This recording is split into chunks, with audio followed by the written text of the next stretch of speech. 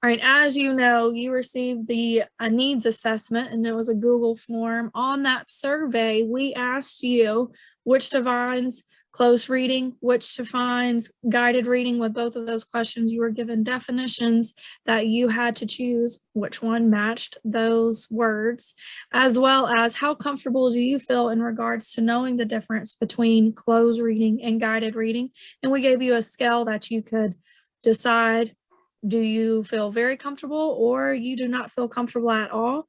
As well as, did you have any specific questions you wanted to ask us regarding closed reading or guided reading that we can address in our professional learning sessions? In that Google form, we received from you all that there was many different experience levels that we're working with. Later in the year, we're going to do breakout sessions based on those experience levels. We'll either go more into the area of giving you resources or backing it all the way up to the very beginning and just going more in depth of guided reading, closed reading, making sure you guys really know what that is, even after this PL. This will be, once again, primarily clarifying what they are, as well as making sure that you're comfortable with implementing closed reading and guided reading in your classrooms. In our needs assessment, you gave us 3 questions that y'all were curious about. The first one was, how can closed reading be used in math so students can gain a deeper meaning to help solve word problems? And that's a very excellent question that we're looking forward to answer for you guys. As we all know, math and reading kind of go hand in hand. If you can't read word problems, very hard to solve those word problems in math. And also asking for us just to be more explicit in modeling the main differences of each piece for you so you can actually see those in actions. And answering the question that we're going to answer for you is, what is the difference between the two?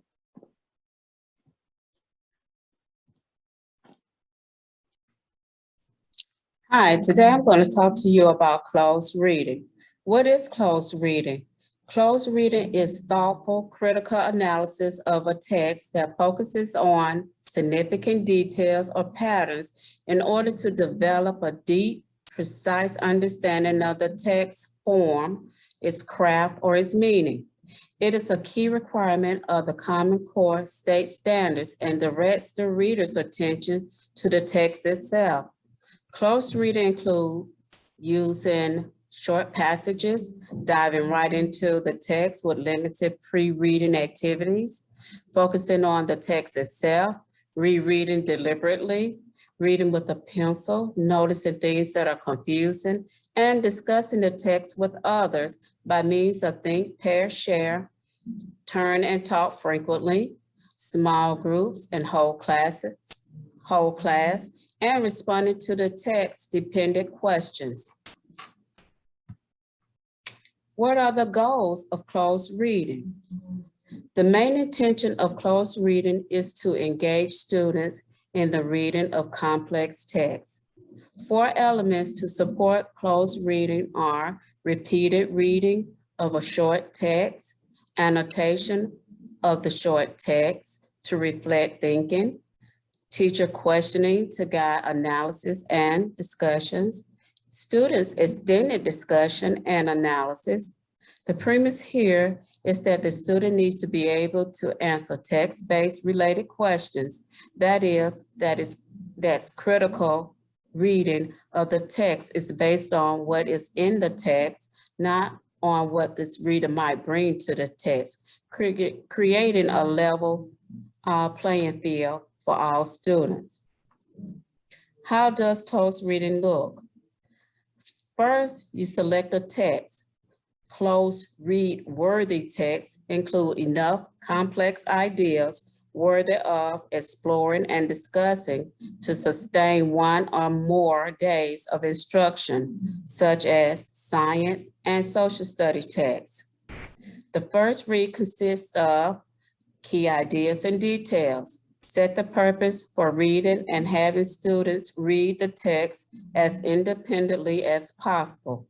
Depending on the text complexity and the readers, the first read may be done independently as a read aloud, think aloud, or paired or shared reading.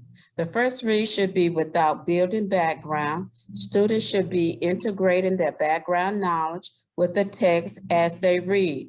Focus on the key ideas and details in the text, making sure that readers know the main idea, short elements, or key details that the author requires or includes in his story or information. For a second read, select a portion or chunk of the text that is close read worthy. That is, have students reread a section that includes complex elements or ideas that should explore to arrive at a deep understanding of the text. After rereading, students discuss the text with partners or in small groups, focusing on the author's craft and organization patterns. This may include vocabulary choices, text structure, or text features that the author include. And the third read consists of integration of knowledge and idea. The third close reading of a text should go even deeper, requiring students to synthesize and analyze information from several texts or media. They may record their ideas on sticky notes, a graphic organizer, or a thinking sheet. Scaffolding students in close reading, while the goal for students is to read complex text independently, now all students will be able to achieve that immediately.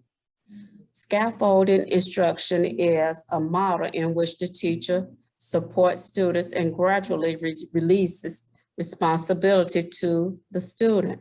Close reading may be scaffolded through these teaching methods: shared reading, interactive read aloud, comprehension tools lesson, QAR, literature circles, questioning the author, reciprocal teaching, connecting to themes and essential questions, post-its, think sheets, and jigsaw. Thank you.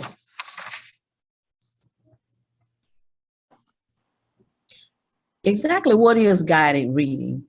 Guided reading gives students the chance to apply strategies that they already know to new texts. It helps them make connections. The educator provides the support, but the ultimate goal is independent reading.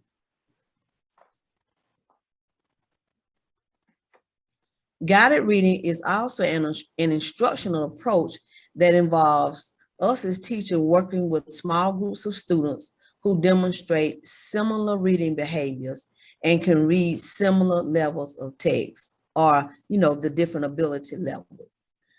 The text is easy enough for students to read with the teacher's help, of course. It offers challenges and opportunities for problem solving, but easy enough for the students to be able to read with fluency. Here at Live Oak, we have a guided reading program by way of Scholastics. It's a platform for guided reading. So when the students go to ClassLink, they can see an icon as shown here on the slide. When you click on the link, you'll see all of our Scholastic icons. News ELA is also another resource that we have here. It has leveled articles, and the teachers can choose the level for the students, or the students, or those who are capable can choose their own level. When and why do we use them? We use them because they are essential skills that the students need for academic success, also for career readiness, and it is crucial for students. Use close and guided reading because we use them for a lot of purposes within the ELA classroom. Guided reading allows students to practice and consolidate effective reading strategies. Basically, it's showing them how we can go through the reading process, and it's kind of giving them that guiding nature. Guided reading helps students to develop greater control over the reading process through the development of reading strategies that assist in decoding and constructing meaning. So basically they're able to, with the guided reading, they're able to analyze the text and break down what is going on, what is being intended by the passage. So it's super important that you're able to give them those strategies and help them find that way of breaking down and analyzing the passage. The next thing we have is close reading. Close reading goes beyond reading and asking questions about the details of the text. It's more so they're able to delve deeper into the text and analyze and interpret and infer using a variety of literacy skills. And all of those skills are very, very useful for the assessments that our school system has implemented. We have the Iowa, we have the MAP, we have the, of course, the Georgia milestones. All of those, both of these strategies, implementing them in your classroom really helps you kind of go further into the text and understand what it is about.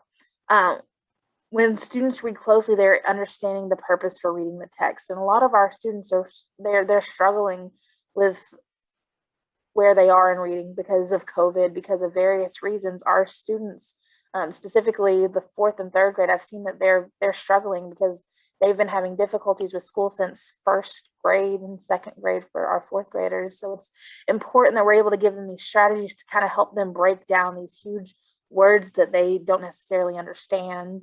And it helps them go a little bit further in and not feel so scared of the words, which I think is a beautiful thing about close and guided reading.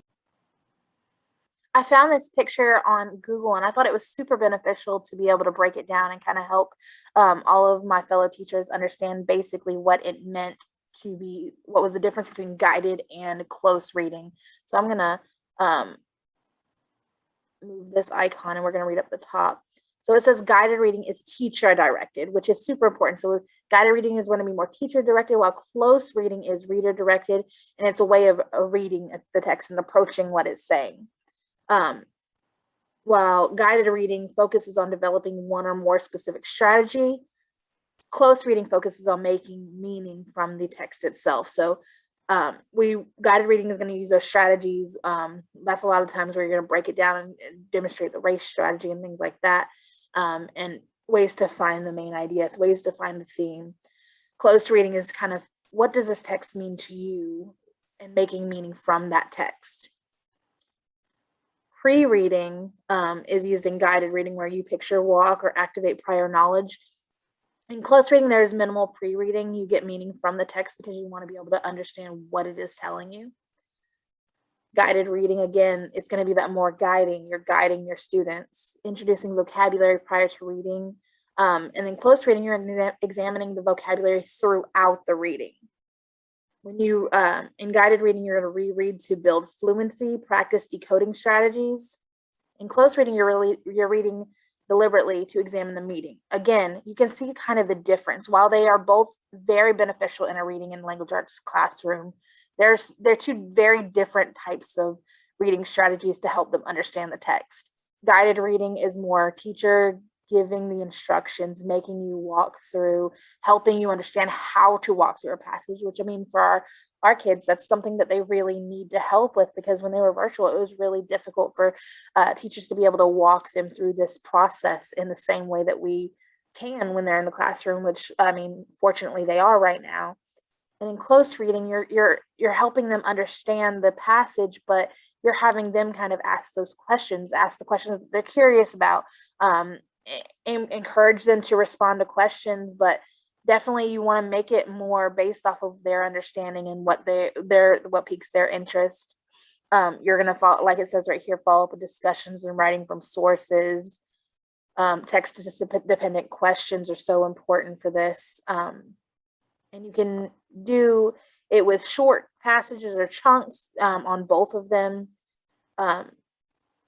It's very important to know, however, guided reading is more for a small group, while close reading is going to be, it can be used for larger groups as well.